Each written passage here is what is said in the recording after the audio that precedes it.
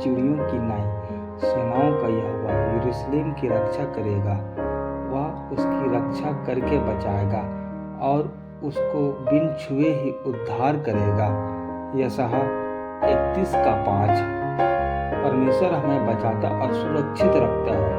जब एक व्यक्ति जीवन में फलता फूलता और उन्नति करता है तो दुनिया के लोग उससे जलने लगते हैं और अपने दिलों में और उसके प्रति नफरत और कड़वाहट का स्थान दे देते हैं।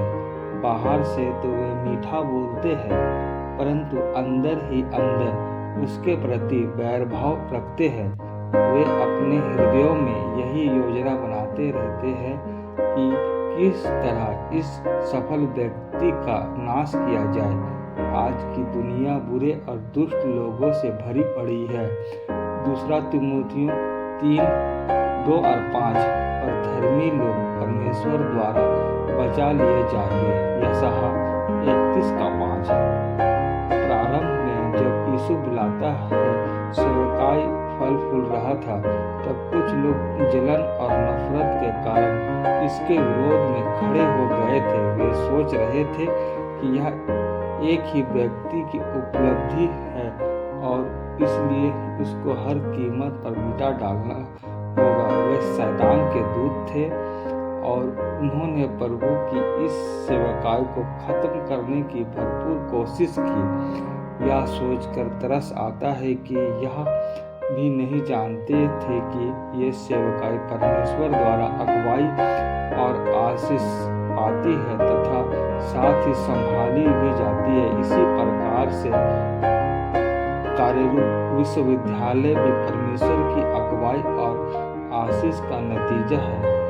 आरंभिक स्तर में संस्थापक भाई दिनकरन हैरान और चिंतित रहते थे कि मैं क्या करूंगा। मेरे पास एक शैक्षणिक संस्थान चलाने के लिए पैसे नहीं हैं, कोई साधन नहीं है और कोई विशेषज्ञ भी नहीं है, साथ ही संचालन करने की बुद्धि भी नहीं है।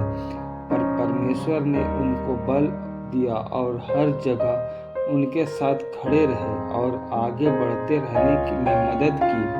पर कुछ जलन रखने वाले लोग जो इस सेवकाई के विरोध में खड़े हो गए थे कि बातों और कामों से विभिन्न समय और विभिन्न तरीकों के कारण ये निराश हो गए।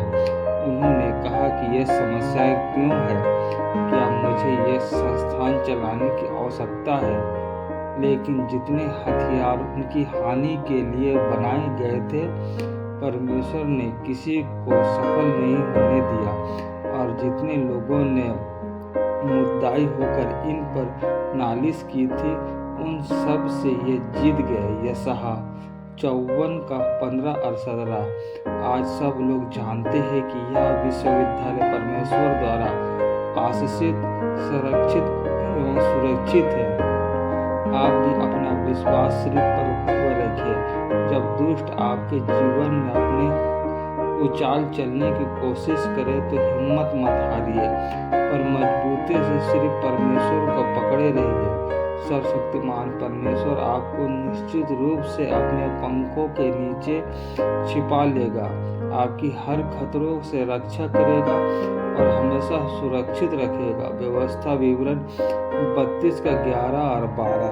हमें भी महान सामर्थी परमेश्वर पिता पर भरोसा करके सारा चिंताएं, परेशानी, तकलीफों को उसके पैरों तले रख देना है। वही हमें तमाम दुखों तकलीफों से हमें आज़ाद करेंगे, वही हमें अच्छा जीवन देंगे।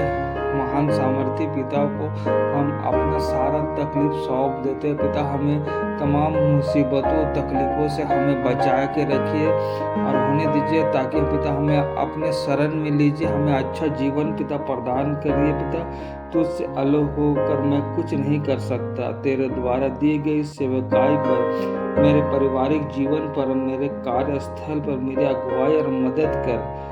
जब भी मेरे खिलाफ बुरे और दुष्ट लोग खड़े हो तब हे प्रभु कृपा कर मेरी रक्षा कर और संभाल। दूसरे देख सके कि तू मेरे साथ है। मेरी रक्षा करने और संभालने के लिए आपका बहुत बहुत धन्यवाद हे स्वर्ग के पिता।